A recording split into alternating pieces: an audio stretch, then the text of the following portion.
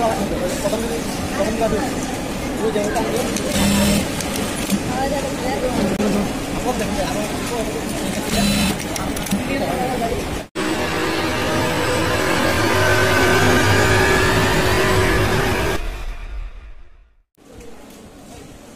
আলাইকুম ভিউয়ার্স, আসুন নিজে শিখি এবং অন্যকে শিখাই।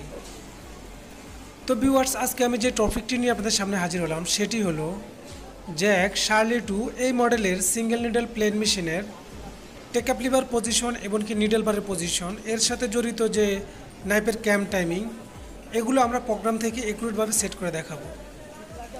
তো শুরুতেই বলতে চাই, আপনি যদি আমার চ্যানেলে নতুন হয়ে থাকেন তাহলে অবশ্যই আমার চ্যানেলটি সাবস্ক্রাইব করে রাখবেন এবং পাশে যে ঘন্টা আইকন বেলটি আছে সেটি বাজায় রাখবেন। তাহলে আমরা এই ধরনের যে নিত্য নতুন ভিডিওগুলো আপলোড করে থাকি সেই ভিডিওগুলো আপনার মোবাইলে বা কম্পিউটারে সবার আগে পেয়ে যাবেন। তো ভিউয়ার্স, আমার এই প্লেন মেশিনের রুটারি হুক টাইমিং এবং কি নিডল টাইমিং কীভাবে করতে হয় পারফেক্টলি আমি আরও একটি ভিডিও বানিয়েছি, আপনারা চাইলে এই ভিডিওটি দেখে নিতে পারেন।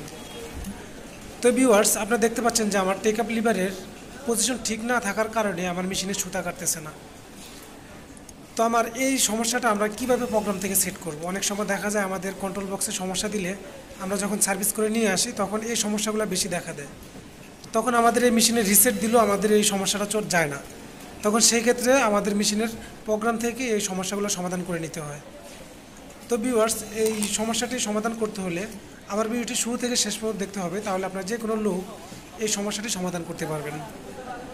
তাই আমি মেশিনের ডিসপ্লেতে চলে আসলাম। ডিসপ্লেতে আসার পরে আমাদেরকে এখানে যে কাজটি করতে হবে, আমাদের এখানে যে পি বাটন দেখতে পাচ্ছেন, যে পি বাটন এবং কি সিজার বাটন, নাইফের ফাংশনের যে সিজার বাটন, ওই সিজার বাটন এবং কি পি বাটন, এই দুটি বাটন আমরা একসাথে একটি চাপ দিব।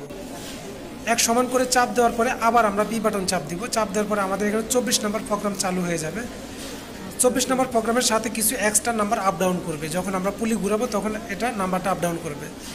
তো তখন আমরা এই টেকআপ লিভারের পজিশন যে এখানে রাখার প্রয়োজন, আমরা একুরেট সঠিক জায়গায় আমরা রেখে তারপরে আমরা এখানে এসে আবার ডিসপ্লেতে পি বাটন এবং কি যে আই বাটনটি দেখতে পাচ্ছেন, এই পি বাটন এবং আই বাটন দুটি একসাথে চাপ দেব। চাপ দেওয়ার পরে আবার পি বাটন চাপ দেব।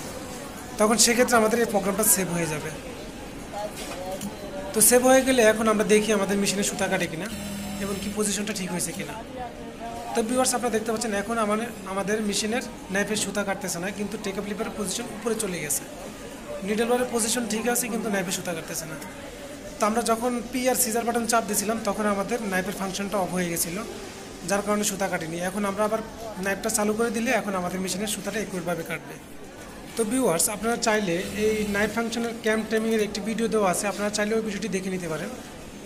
কীভাবে নাইফের ক্যাম টাইমিং করতে হয়, কীভাবে সুতা ছোটো করতে হয়, কীভাবে সুতা বড় করতে হয়, আমার ওই ভিডিওতে বিস্তারিত ধারণা দেওয়া আছে। তো ভিউয়ার্স, আপনি বুঝতেই পারছেন যে আমার এই মেশিনের টেকআপ লিভারের পজিশন আমি কীভাবে অ্যাডজাস্ট করে নিলাম। আপনারা চাইলে এভাবে আপনার মেশিনের টেকআপ লিভারের পজিশন এবং নিডল বারের পজিশন অ্যাডজাস্ট করে নিতে পারেন। আর এই মডেলের মেশিনের প্রোগ্রাম সম্পর্কে A to Z ধারণা নিতে হলে আমার এই ভিডিওটি দেখতে পারেন।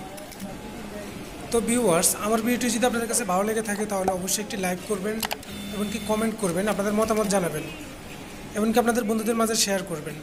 আর আপনি যদি আমার চ্যানেলে নতুন হয়ে থাকেন তাহলে অবশ্যই আমার চ্যানেলটি সাবস্ক্রাইব করে রাখবেন এবং পাশে যে ঘন্টা আইকন বেলটি আছে সেটি বাজায় রাখবেন।